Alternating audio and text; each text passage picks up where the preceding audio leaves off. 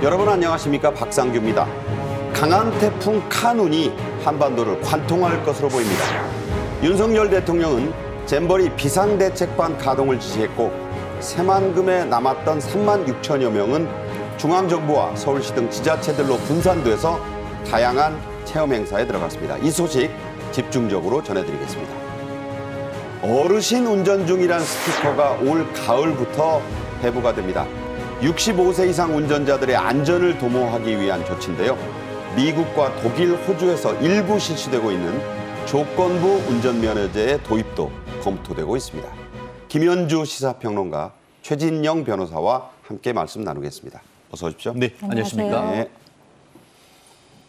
네, 걱정입니다. 4단계 태풍 분류 가운데 두 번째인 강급으로 분류된 제6호 태풍 카눈이 8월 10일부터 한반도를 본격적으로 남에서 북으로 관통할 것이란 예보가 나와 있습니다. 정부는 새만금에 잔류한 세계 잼버리 참가자들의 안전을 최우선으로 고려해 수경지를 옮기기로 선제적으로 결정했는데요. 먼저 영상으로 보겠습니다.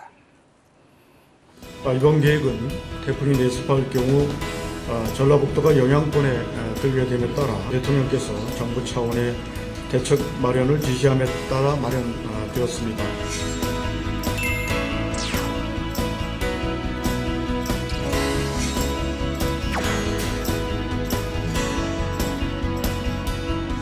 또 국민 개인 한 분 한 분이 얼음물을 싣고 잼버리 현장으로 달려온 사례도 보고되고 있습니다. 정부의 노력에 호응해 주신 기업과 국민 여러분들께 다시 한번 깊은 감사를 드립니다.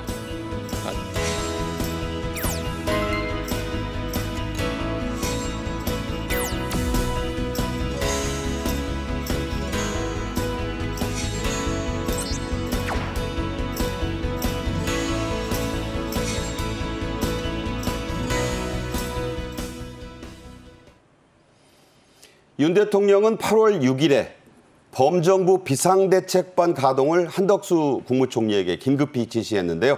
그 내용을 살펴드리면요. 잼버리 비상대책반을 가동해 스카우트 학생들에 대한 컨틴전시 플랜, 이 비상계획입니다. 을 차질 없이 시행하라. 이런 지시와 함께 다음으로는 비상대책반을 중심으로 스카우트 대원들의 수도권으로의 수송, 숙식, 문화체험 프로그램 등에 만전을 기해달라. 자, 이런 지시를 했는데 좀 발빠르게 대응을 지시한 측면이 있죠? 그렇죠.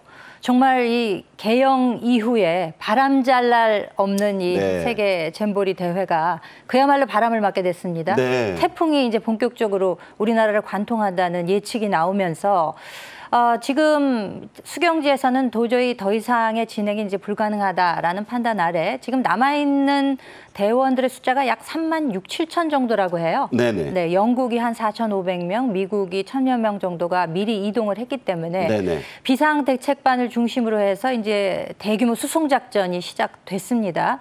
총리를 필두로 해서 장관, 주로 행안부, 여가부 장관들이 이제 그 책임을 지고 비상대책반의 일원으로서 활동을 하게 되고요. 서울시장이나 전북도지사는 물론 경찰청장 등 그 관계 유관기관의 총 책임자들이 아마 두 눈을 부릅뜨고 이 대규모 수송작전에 힘을 모을 것으로 보입니다.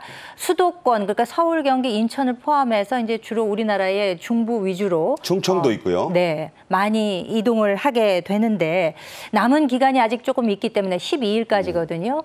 그러니까 안전이나 위생 등에 특히 신경을 써라. 특히 윤 대통령 지금 방금 전에도 이야기가 나왔습니다만 식품 위생 같은 거 지금 날씨가 너무 무덥기 때문에 이런 점에도 관심을 기울이라라는 지시를 내렸습니다. 네.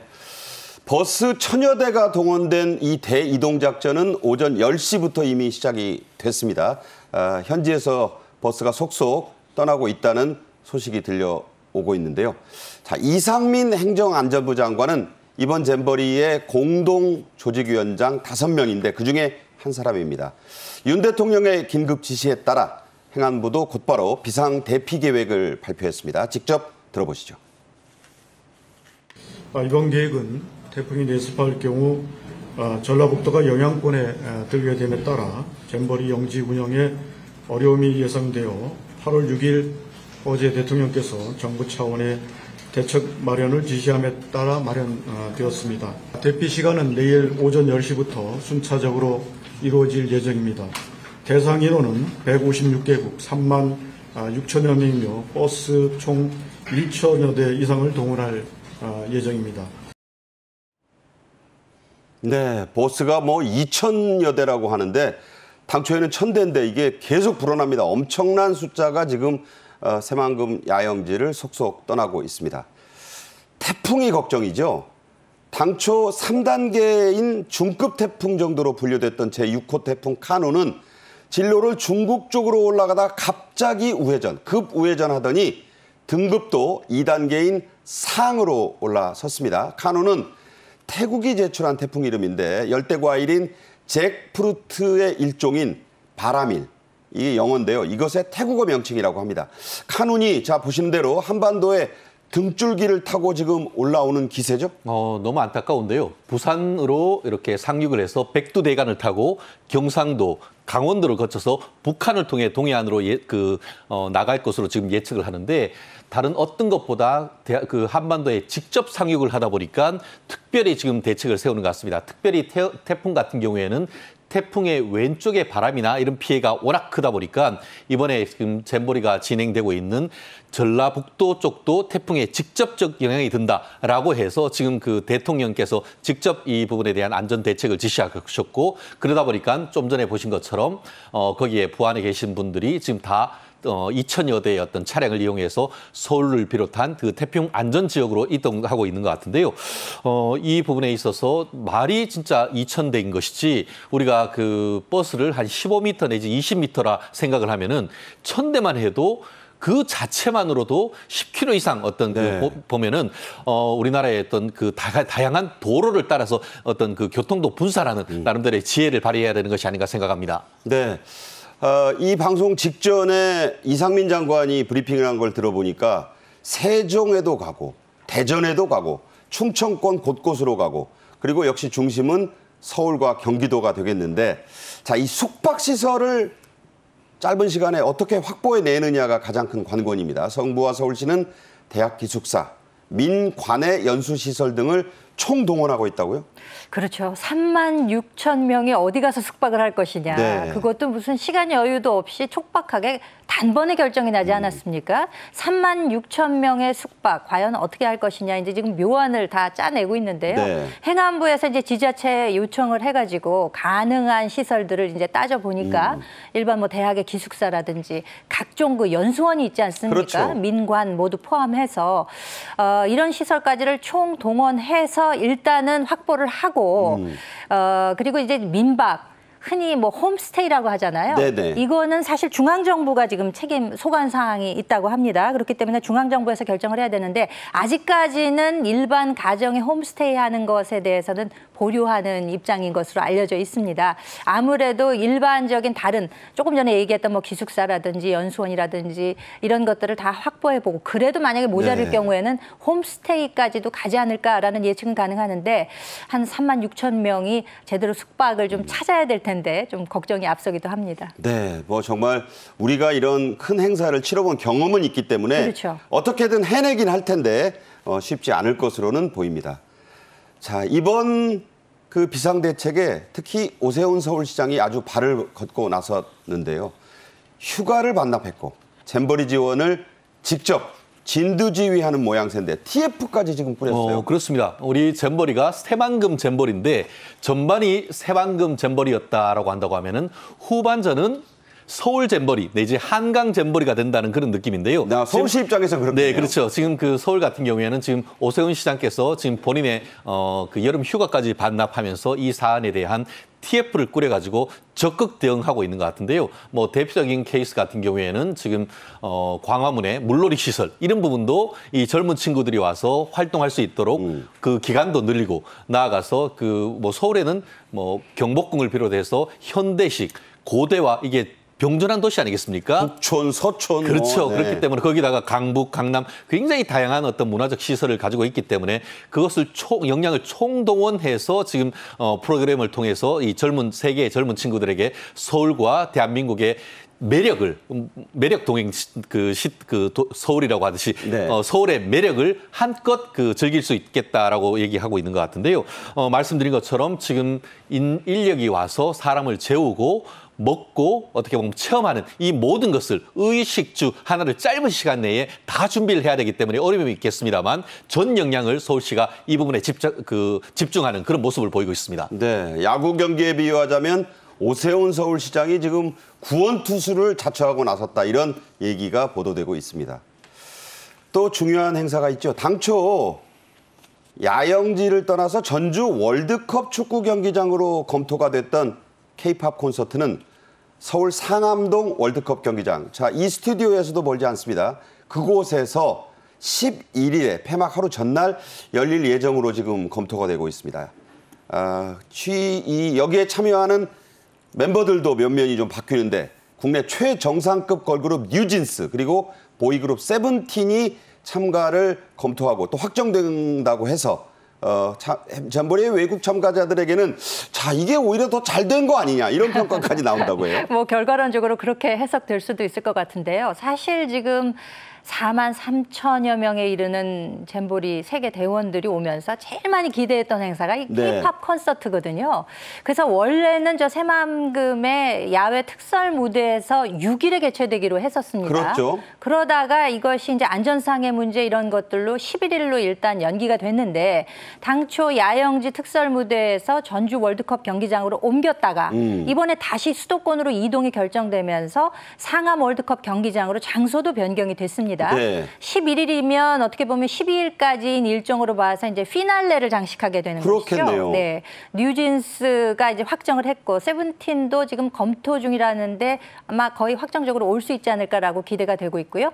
또 아마 BTS 멤버가 혹시 한 사람이라도 나와주면 얼마나 좋을까라는 생각들을 다 할 텐데 이 BTS 멤버 중에 일부는 지금 입대를 앞두고 있는 형편이어서 네. 슈가도 뭐 입대 발표가 났어요. 그렇죠. 일정을 지금 조율하고 있다고는 하는데 11일에 예정되어 있는 상암 월드컵 경기장에서의 K-팝 콘서트가 성공리에 개최가 된다면은 그간에 뭐 조금 아쉽고 이런 점들을 좀 한꺼번에 이렇게 좀 덮을 수 있는 그런 좋은 기회가 되지 않을까 그런 기대도 해보게 됩니다. 일부 참가자들은 K-팝 콘서트 보러 왔다는 말을 할 정도로 그렇죠. 이게 뭐 직관이라는 게 좀 세계적인 화제가 되고 있는 그런 단계입니다.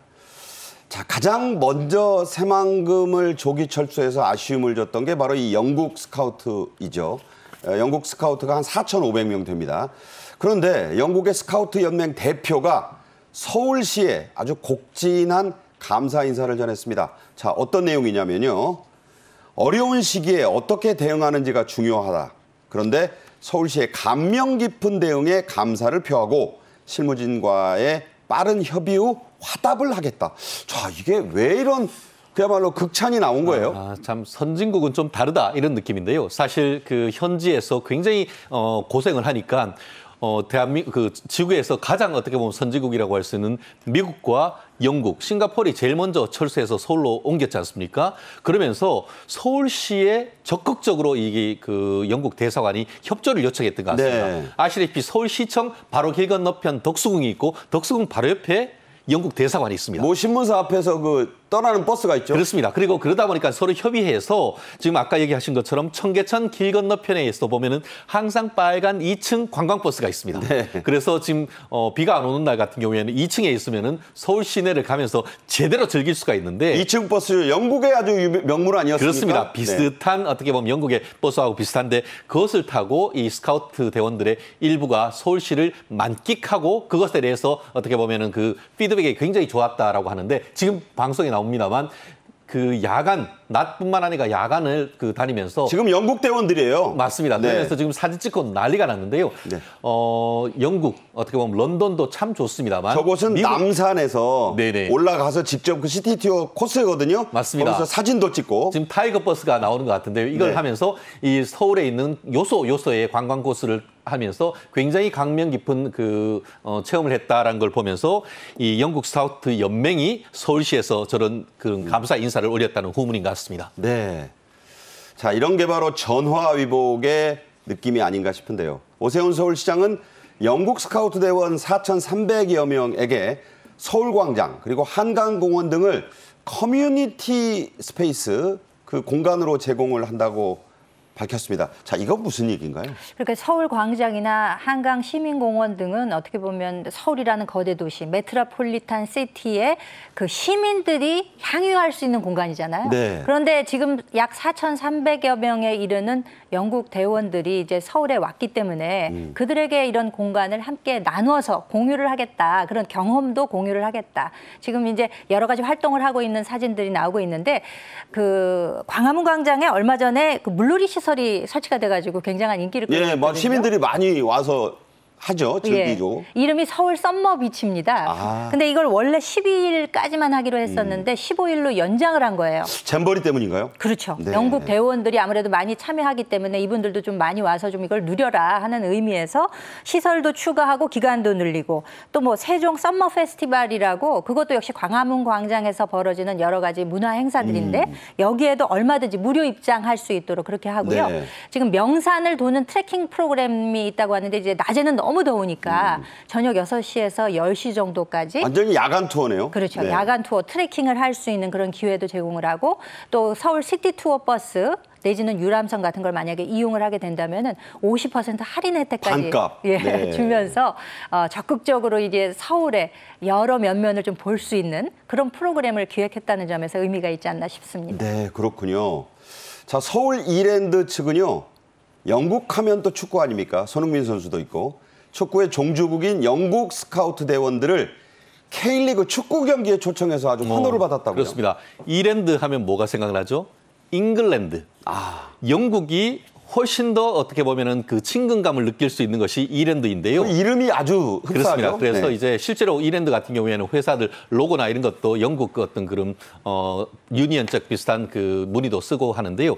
지금 서울 이랜드 FC가 경기를 목동 경기장에서 열리는데 이번 기회로 해서 영국에서 온 이 그 젊은이들한테 혹시 여기 와서 우리 축구 경기 한번 관람할래?라고 했다면 오케이가 된 겁니다. 안 할 리가 없겠죠. 그렇죠. 그래서 지금 그 서울 이랜드와 경남에 축구를 하는 것을 요청을 했는데 무려 그때 왔던 그 대원들이 최소 2,300명인데 최종적으로 입장했는 특히 이랜드 FC 응원하는 석에 있는 사람들이 도합 6,471명.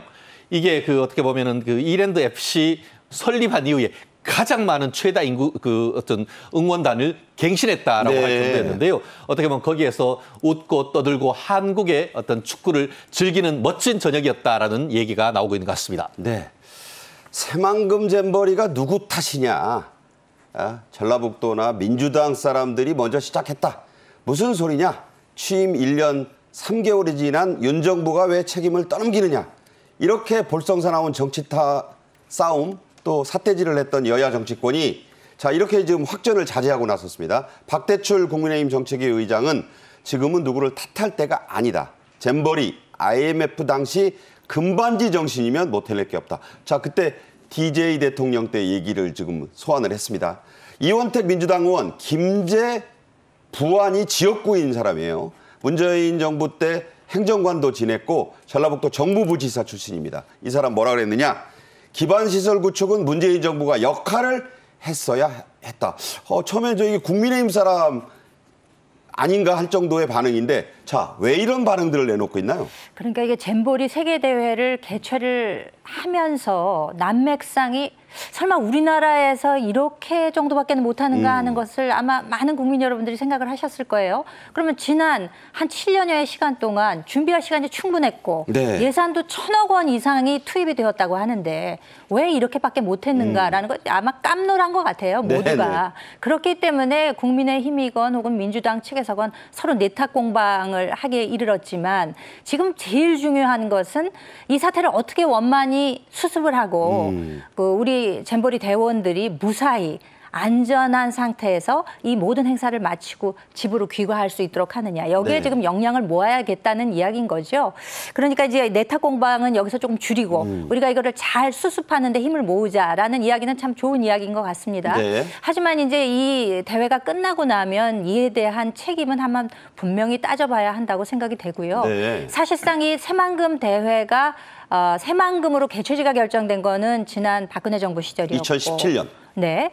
또 2017년부터 22년까지 문정부 5년 동안 충분히 준비할 수 있는 시간과 비용이 있었습니다. 그렇죠. 그리고 지금 윤석열 정부가 들어선 지 약 1년 3개월 정도가 됐죠. 그런데 지금 이원택 의원 이야기가 이제 어떻게 보면 스스로에게 하는 이야기일 수도 있습니다만 얘기해 주셨다시피 이원택 의원은 전북 김제 그리고 부안이 지역구고 그러니까 그 해당 지역구예요.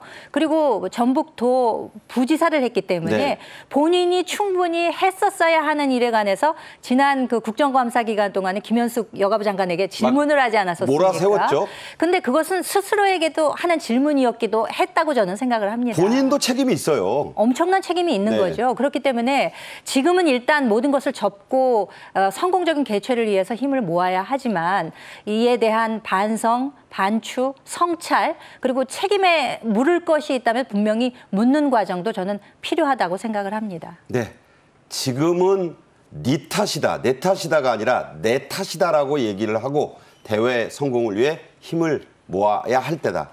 자, 이런 국민들의 여론에 좀 귀를 기울여야 할 것 같습니다. 또 다른 화제가 있어요. 2년 뒤인 2025년에 아시아 태평양 잼버리, 줄여서 아태 잼버리가 우리나라에서 열리기로 유치가 이미 돼 있는 상태입니다. 그런데 새만금 세계 잼버리를 유치할 때는 이 아태 잼버리는 강원도 고성에 양보하겠다는 말이 전북도 관계자들로부터 나왔었어요. 그런데 이번에도 유치를 하는데 무슨 소리냐? 경쟁해봐야지. 이런 얘기를 한다는 말이 들립니다. 이거 어떻게 봐야 됩니까? 꽁도 먹고 알도 먹겠다. 뭐 이런 얘기인 것 같은데요. 공지도 뭐 불때서 쓰고. 네. 지금 이 부분 같은 경우에는 지금 현재 진행하고 있는 것은 세계 잼버리. 정말 전 세계에서 한 4만 5천 명의 젊은이들이 나오는 잼버리인 반면에 다가오는 2025년의 잼버리는 아시아 태평양 지역의 잼버리입니다. 제 기억에 제가 초등학교인 1982년대에 무주구 전동에 잼버리가 있었던 것으로 제가 기억을 하는데요. 그런데 이것이 이제 2025년에 또 한다라고 하는데 사실 지난번 그 세계 잼버리 관련해 가지고 그때도 강원도와 전북이 맞붙었는데 본인 그 전북 쪽에서 우리가 세계 잼버리를 가져가는 대신에 이 2025년 아태 잼버리는 강원도 쪽에 양보하겠다라는 그런 후문이 있었습니다. 각서를 안 써놨나요?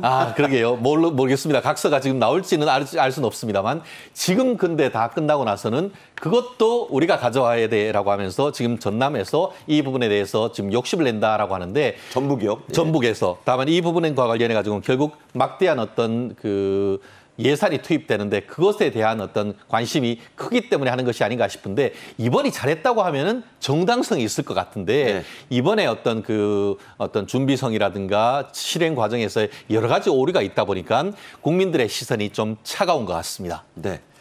이럴 때 쓰는 옛 속담 가운데 하나가 연불에는 마음이 없고 제법에만 신경 쓴다는 말이 아닌가 하는 생각 저는 해봤습니다.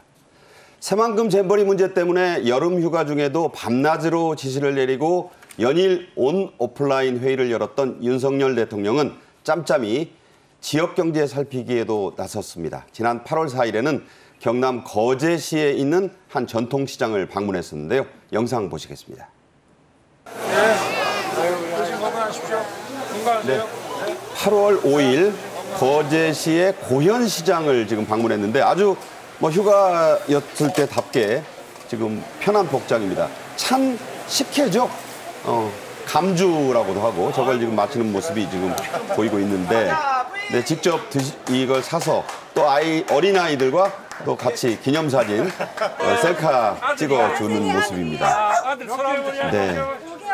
지금 상인들 또 유난히 어린아이에 대한 관심을 많이 지금 얼르기도 하고요. 네. 자, 이런 모습을 보였습니다.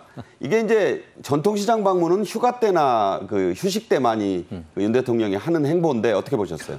저는 저분이 대통령 맞나? 그냥 그 이웃에 사는 옆집 아저씨 내지 할아버지가 전통시장에 그냥 이른바 마실 나간 듯한 그런 친근함을 느끼는 것 같은데요. 말씀하신 것처럼 지금 특히 최근에 있어서는 뭐 그 후쿠시마 그 처리수 문제 이런 부분 때문에 어시장 쪽이 상당히 어려운 점이 있지 않습니까? 네. 그런 점을 잘 비추어서 민생 탐방을 나갔던 그런 점에서는 시적절했다. 나아가서 저희가 사실 요즘 더운데 식혜 한 잔 정말 여름 어떤 외부 활동에 가장 어떻게 보면 청량제가 될 수 있는 것 같은데 나름대로 잘 기획하면서 거기 계신 분한테도 도움이 되고 또 윤석열 대통령께서도 또 충분히 쉴 수 있는 그런 모습이었던 것 같습니다. 네, 방금 자막으로도 소개됐지만 윤 대통령은 이 고현시장에 방문을 할 때 전어, 농어 등 다양한 수산물을 직접 샀습니다. 또 한 시장 상인 어르신과 그 플라스틱 의자를 두고 나란히 옆으로 앉아서 덕담을 나누기도 했는데 이때 나온 얘기가 또 화제가 됐어요. 생선회를 어르신이 많이 드셔서 정정해 보이신다. 이런 얘기를 했다고 합니다. 수산물 많이 드시면 좋죠. 왜 그 지중해 식단이라는 게 있지 않습니까? 네. 그래서 뭐 이태리에 내지는 그리스 이런 지역에 사시는 분들이 해산물을 위주로 먹기 때문에 또 올리브유도 많이 먹고 엔초비 많이 먹어서. 그렇죠. 그래서 건강이 좋다라는 이야기이기 때문에 실제로 저 고현시장을 대선 후보 시절에 한번 방문을 했었고 네네. 이제 대통령이 되신 이후에는 지금 처음 방문한 건데 회를 많이 드셔서 그런지 정정해 보인다라는 이야기 이제 정말 살갑게 나누면서 많은 시민 여러분들과 셀카 찍고 또 식혜도 드시고 이렇게 비교적 휴가에 걸맞는 그런 행보가 아니었나 싶고요. 역시 또 먹고 사는 문제 얘기했습니다. 그렇습니다. 뭐 특히 수산물 관계업에 종사하시는 분들 요즘 많이 어려우신데 그야말로 소상공인 여러분들이 잘 사시는 게 우리 정부의 목표다라는 이야기를 전하면서 국민 여러분들이 먹고 사는 문제 잘 챙기는 거 이게 어떻게 보면 근본 아니겠습니까? 정치가의 근본이죠. 그렇죠. 네. 그렇기 때문에 이제 그런 내용들 전달을 하고 오후라서 또 방문하는 분들이 많았는데 수행 인원을 최소화했다 그래요. 그래서 시민 여러분들과 근거리에서 이렇게 접촉도 하고 또 불편함이 없으시도록 이런 행보를 보이기도 했다고 합니다. 네. 자, 이런 행보만 있었던 건 아닙니다. 윤 대통령은 8월 3일에는 그에 앞서서죠. 경남 진해에 있는 해군 기지 안에 군항을 살펴봤습니다. 이때도 뭐 미국 국빈 방문 때도 어김없이 입었던 그 천안함 티셔츠, 천안함 모자를 착용을 했죠. 네, PCC 772. 천안함 초계함의 그 군함 번호 아니겠습니까? 그것이 쓰인 모자를 쓰시고 또 상의에 있는 티셔츠도 그와 같은 그 기념품을 썼던 것으로 알고 있는데요. 제 기억에 해외에 가셔서 조깅할 때도 저 모자를 쓰고 했던 모습이 저는 거의 뭐 방문 유니폼이에요. 예, 유니폼으로 네. 쓰고 있는데 결국 그 우리 순국 선열들의 어떤 혼을 잊지 않겠다라는 의지를 휴가 가서도 보였다라고 볼 수 있는데요. 여기가 군항이고 하다 보니까 안전도 있지만 어쨌든 국민들에게 안보를 여전히 휴가 가서도 챙긴다라는 메시지를 명확하게 보여주시는 것 같습니다. 네, 저 선글라스도 늘 저 세트로 하는 선글라스로 알려져 있습니다. 그 바이든 대통령이 주신 그 그러니까 선글라스죠? 그거를 꼭 그러니까 세 가지 세트예요. 모자, 티셔츠, 3종 세트. 선글라스. 네. 그런데 저 티셔츠와 모자는 그 전준영 씨라고요. 천안함 생존자 장병 전우회라고 있습니다. 거기 대표죠. 네, 거기 대표 전준영 씨가 이게 의미가 있는 게 대선 그 출마 선언을 한 게 21년 6월 29일이거든요. 네네. 그 이전에 공개 행보를 최초로 했던 게 그 전준영 씨 만났던 장소였거든요. 그때 선물로 받은 것을 계속 지금 이용을 하고 마치 시그너처템처럼 이렇게 지금 돼서 해외 순방 시나 혹은 언제라도 늘 우리 국가 안보에 대한 마음을 새기겠다라는 그런 태도를 가진 것으로 보입니다. 네. 네. 자, 김현주 평론가 말씀하신 시그니처 아이템. 젊은이들은 이걸 요새 이템이라고 부른다고 합니다. 자, 다음 주제로 가죠. 나이 드신 운전자들의 교통사고가 안타깝지만 갈수록 늘고 있습니다.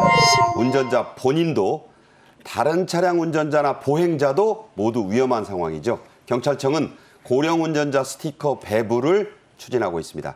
선진 외국들에서는 어떻게 하고 있는지도 짚어드리겠습니다. 먼저 주제 영상 보시죠.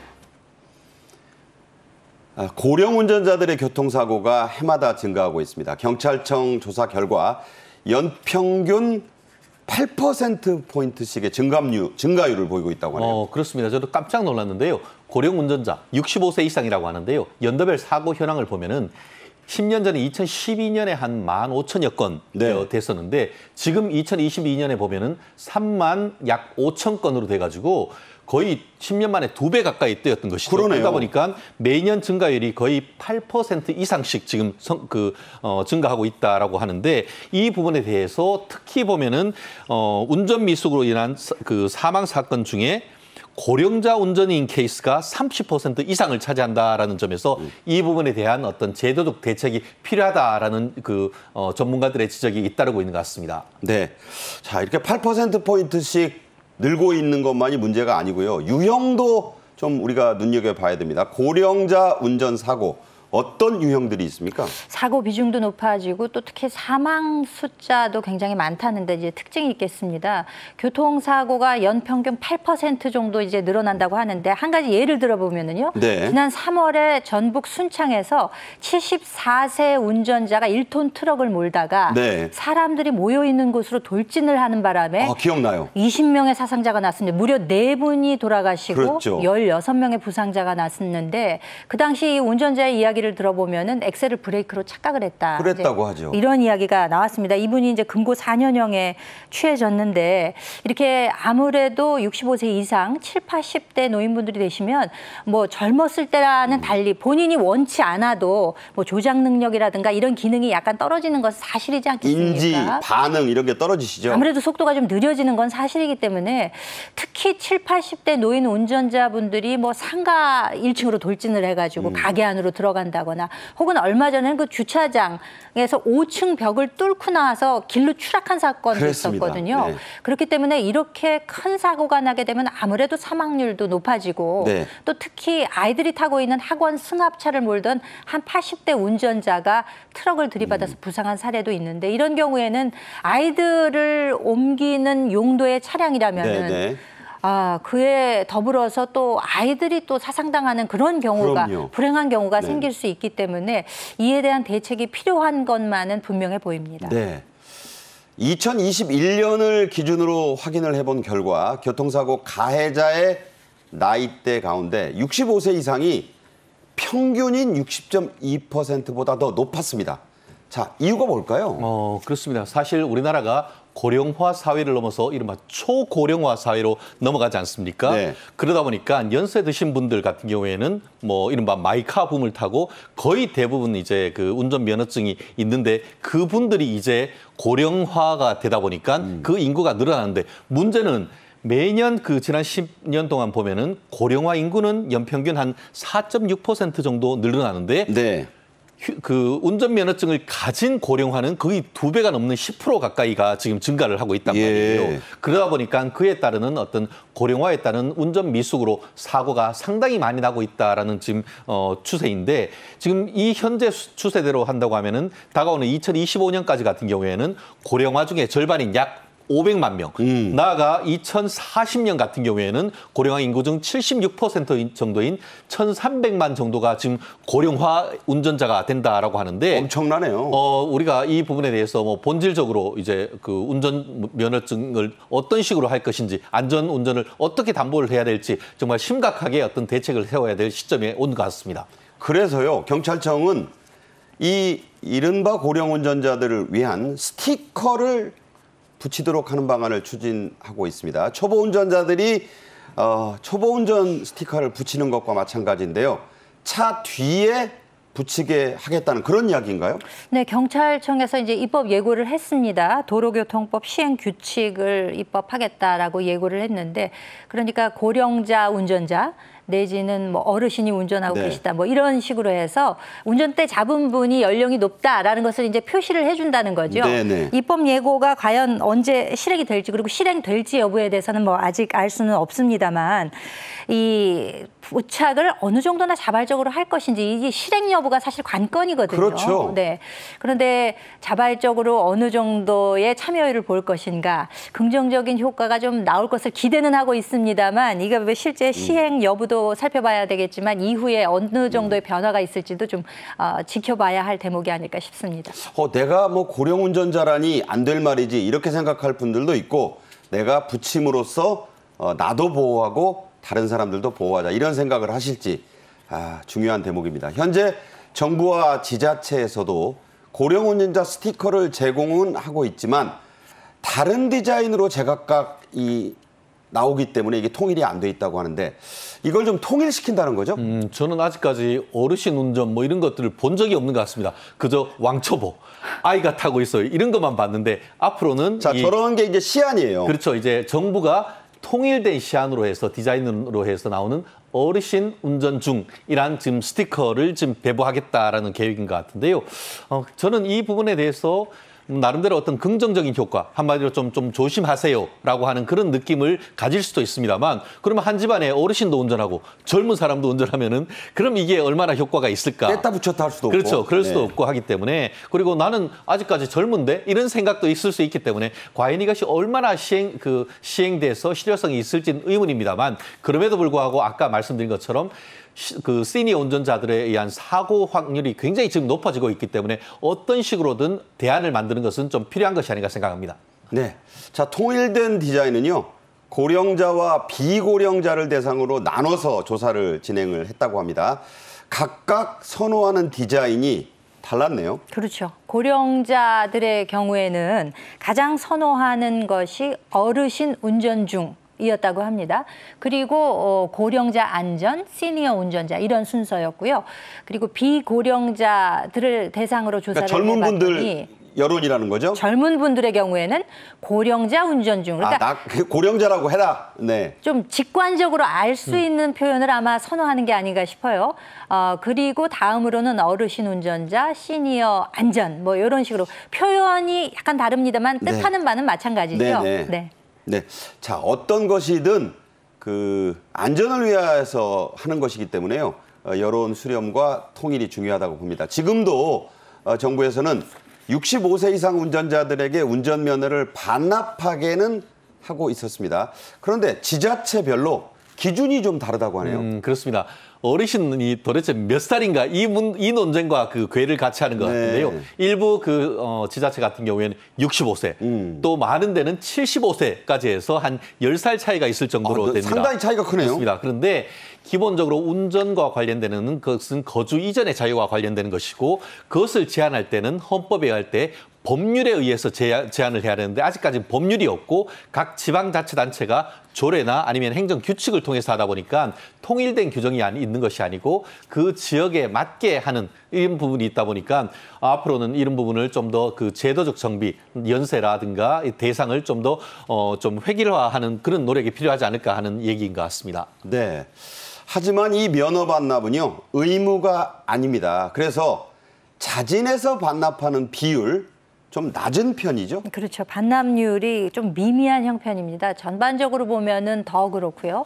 경기도의 경우만 하더라도 뭐 8%에 그친다고 하는데 전반적으로 살펴보면 약 2%대예요. 그러니까 100명이면 한 2명밖에 반납을 그러네요. 안 한다는 거죠. 네. 그리고 이게 증가 추세도 아니에요. 어떤 추세적인 증가를 찾아볼 수도 없기 때문에 이에 대해서는 조금 대책이 필요하지 않나 싶습니다. 지금 대체적으로 이 면허를 자진 반납하게 되면 유인책이라고 하는 인센티브라고 하는 것이 기껏해야 이제 10만 원 상당의 어떤 뭐 지역 상품권이라든지 교통카드 이런 걸 일회성으로 이제 주고 만다는 것이죠. 그러니까 그거 받으려고 내 면허증을 반납해? 이러면서 생각을 하게 된다는 거죠. 특히 농촌 지역이 많은 전남 같은 곳에서는 대중교통망이 많이 발달되어 있지 않기 때문에 이동을 위해서는 내가 편리하게 내 차를 이용을 해야 되는데 그거를 못하게 하는 대신으로 주는 보상책이 너무 미미하기 때문에 이에 대해서 조금 일회성에 그치지 말고 뭐 건강검진이나 뭐 병원비를 뭐 감경해 준다든지 뭐 이런 식으로 해가지고 좀 유인책의 실효성을 높일 필요가 있다 이런 지적들이 나오고 있습니다. 네, 말씀하신 대로 각 지자체가 이 자진 반납률을 높이기 위해서 이런저런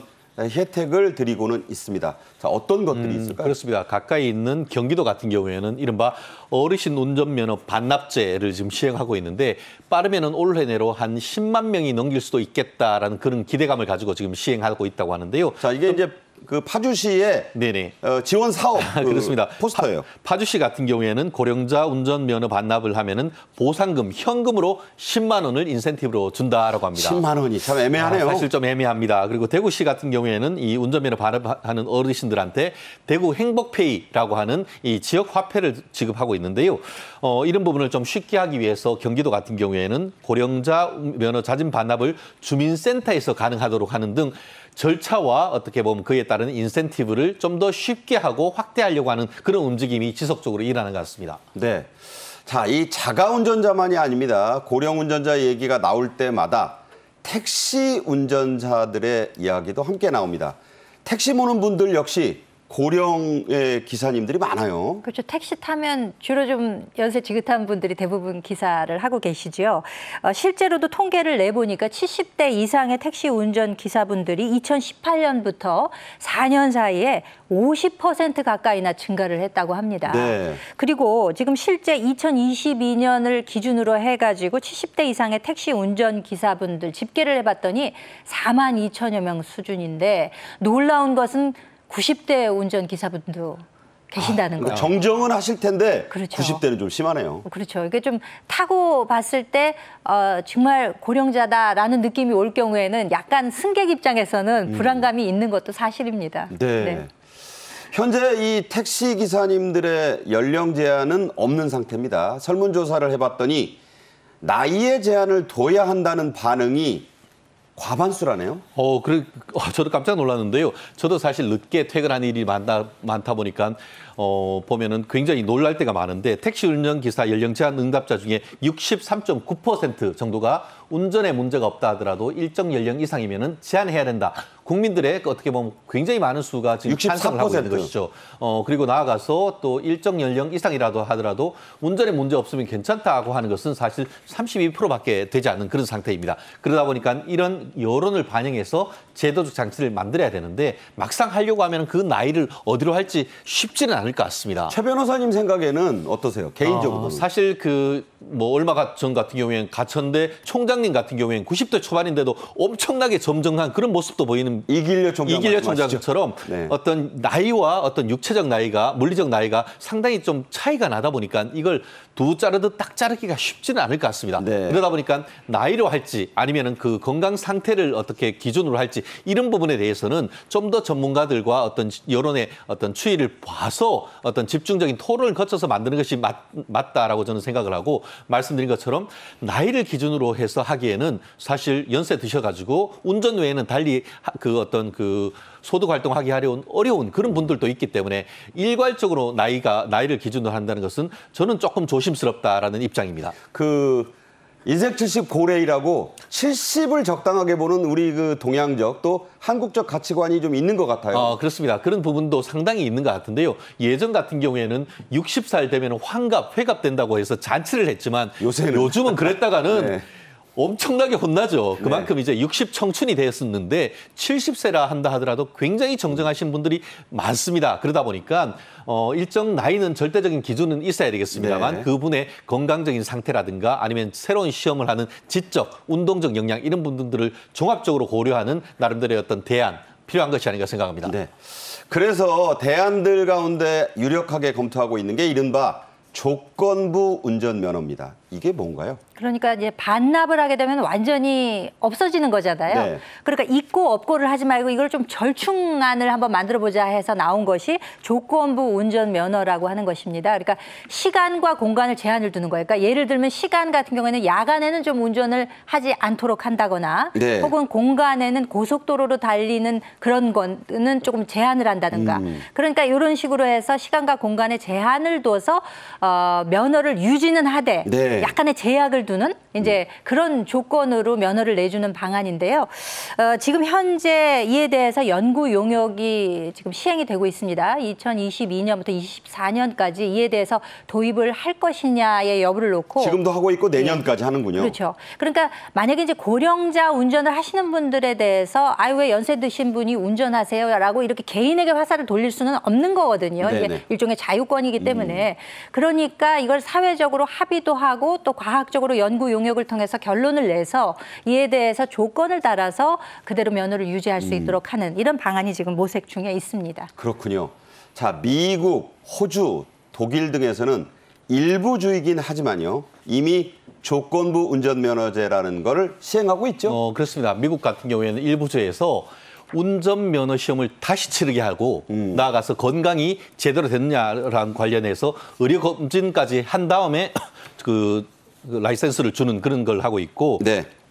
일본 같은 경우에는 자꾸 사고가 나니까 자동 안전장치 갖춘 차량을 이 어르신들한테 지원하는 그런 네. 제도로 하고 있다고 하는데 사실 또 한 가지는 이 요즘 자율주행 차량이 또 대안이 될 수도 있기 때문에 향후에 기술 발전에 따라서 또 의료 발전에 따라서 이런 것들은 좀 탄력적으로 운영하는 것은 반드시 필요한 것이 아닐까 생각합니다. 네. 자, 들으신 대로요. 논란도 있고 해야 된다라는 여론 또 좀 미뤄야 된다는 여론이 많습니다. 하지만 우리가 초고령 사회로 진입하고 있는 만큼 검토를 미룰 수만은 없는 사안이 아닌가 싶습니다. 김현주 시사평론가, 최진영 변호사와 함께 말씀을 나눴습니다. 감사합니다. 감사합니다. 네. 오늘 저희 정책인 이슈가 준비한 소식은 여기까지입니다. 현재 유튜브에서 저희 정책인 이슈 퀴즈 이벤트가 진행되고 있습니다. 많은 관심 또 참여도 부탁드리겠습니다. 시청해 주신 여러분 감사합니다.